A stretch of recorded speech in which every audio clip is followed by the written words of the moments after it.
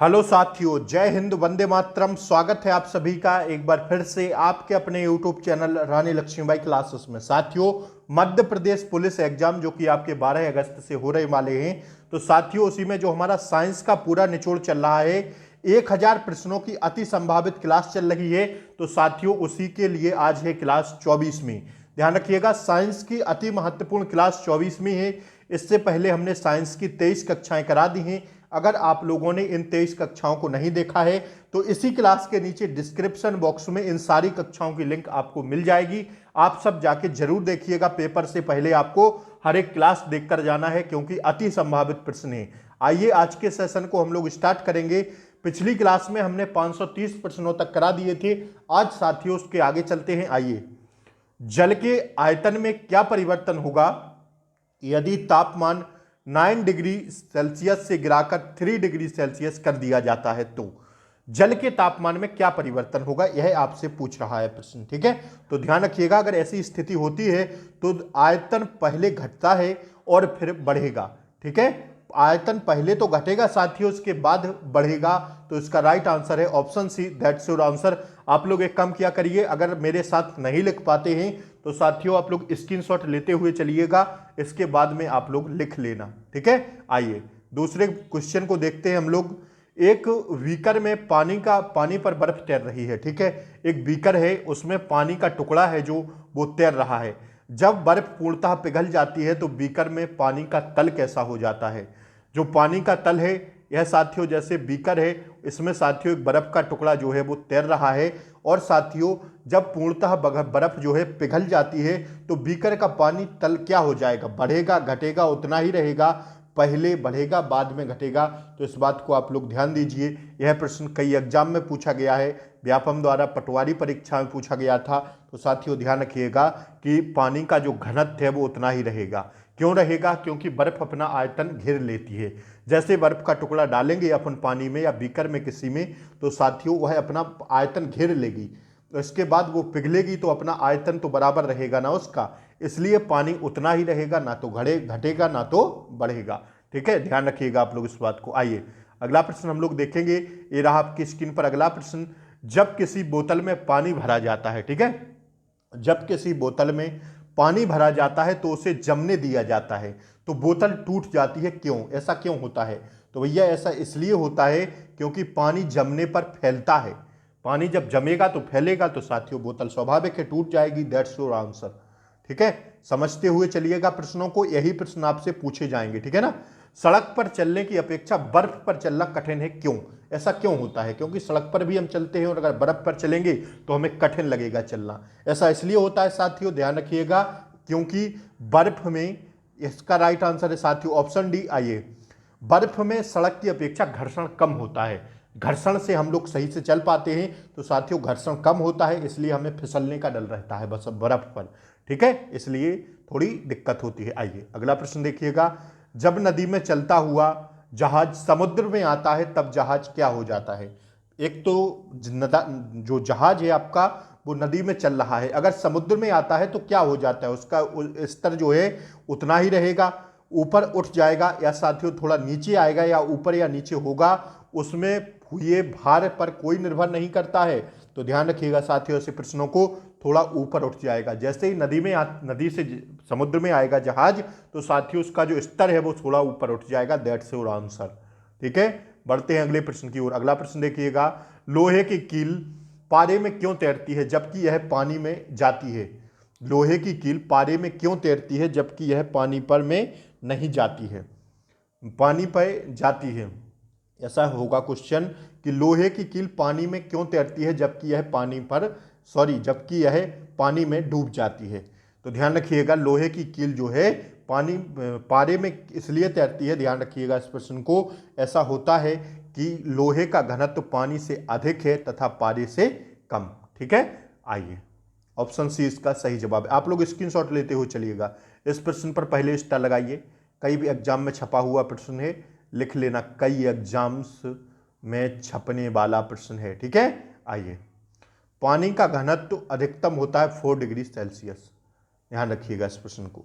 ठीक है, option B इसका सही जवाब है। पानी का घनत्व होता है, थोड़ा छोटा सा क्वेश्चन है और कई एग्जाम में पूछ देता है। आइए, 2017 में पूछा गया था एमपी पुलिस के पेपर में।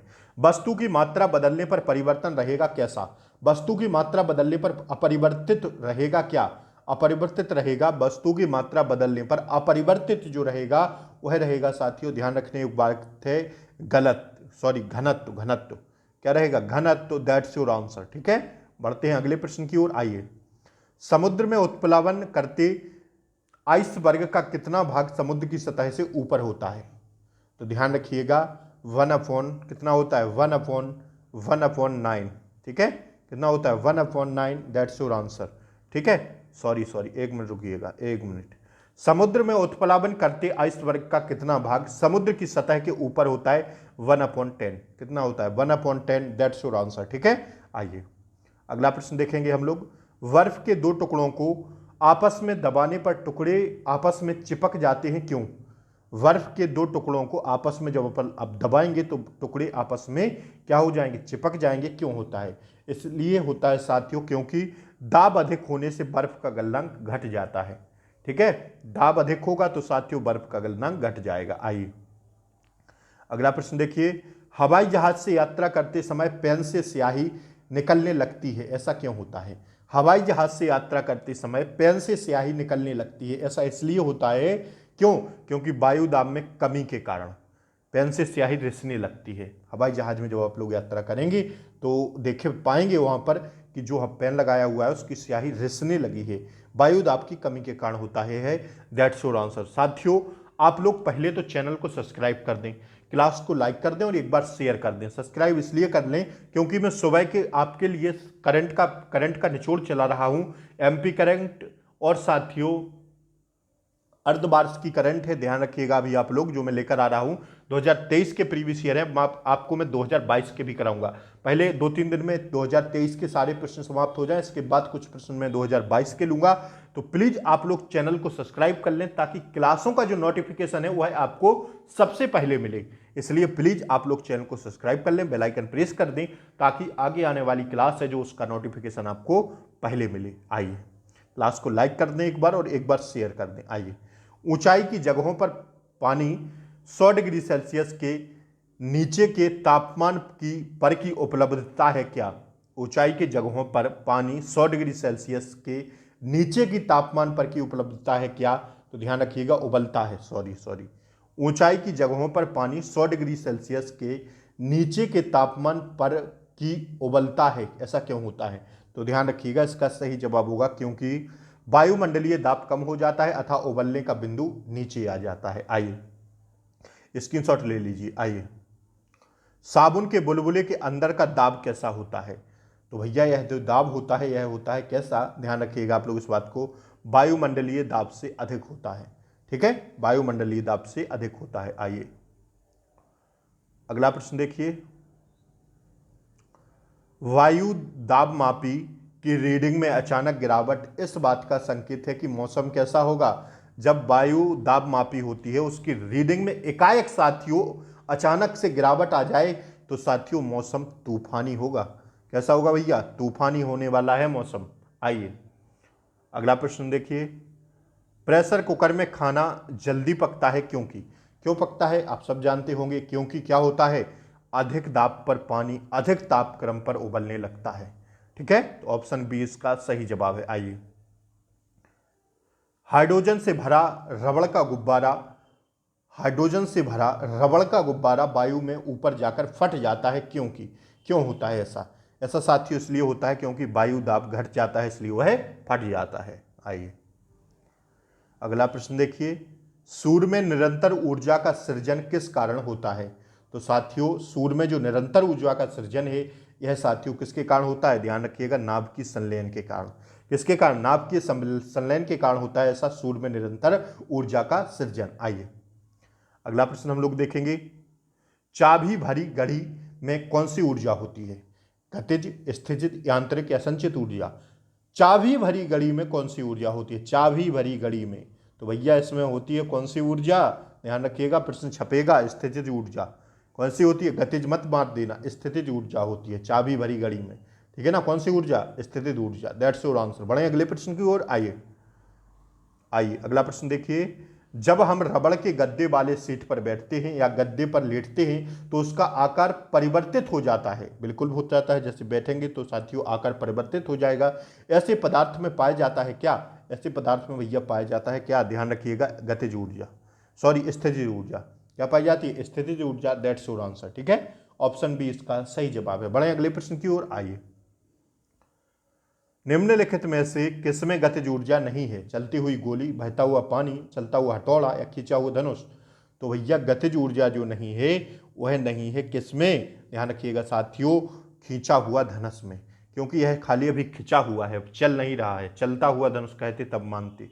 चली हुई गोली चल गई है, बहता हुआ पानी बह रहा है, चलता हुआ हथौड़ा, हथौड़ा मतलब काम कर रहा है। तो सब में गतिज ऊर्जा है, बल्कि खींचा हुआ धनुष में नहीं है। ठीक है, आइए, जब एक चल वस्तु की गति दुगनी हो जाती है तो उसकी गतिज ऊर्जा कैसी हो जाएगी? तो उसकी गतिज ऊर्जा भैया चौगुनी हो जाएगी। जब एक वस्तु की गति दुगनी हो जाती है तो उसकी गतिज ऊर्जा चौगुनी हो जाएगी। That's your answer. ठीक है, आइए अगला प्रश्न देखें फटाफट। अगला प्रश्न देखेंगे हम लोग। निम्नलिखित में से कौन सा नियम इस कथन को वैध ठहराता है कि द्रव्य का ना तो सृजन किया जा सकता है और ना ही विनाश? तो भैया यह ठहराता है कौन सा नियम? ध्यान रखिएगा साथियों कि ना तो द्रव्य का द्रव्य का ना तो सृजन किया जा सकता है और ना ही विनाश। यह कौन सा कथन साथियों क्या करता है? वैध ठहराता है।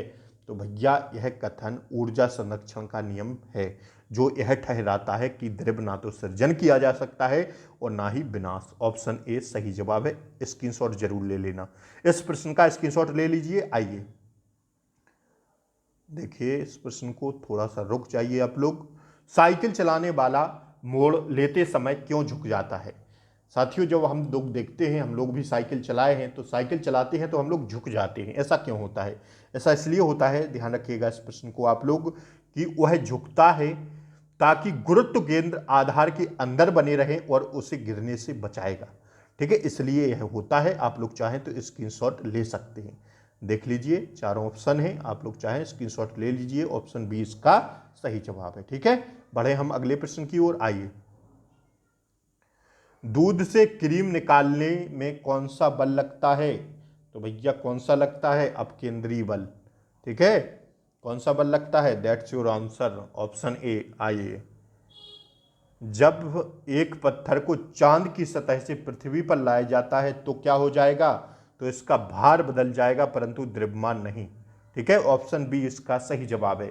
आज साथियों मैंने लगभग आपको 25 प्रश्न कराए हैं। टारगेट अपना जरूर बताएं आज आपका कितना सही हुआ।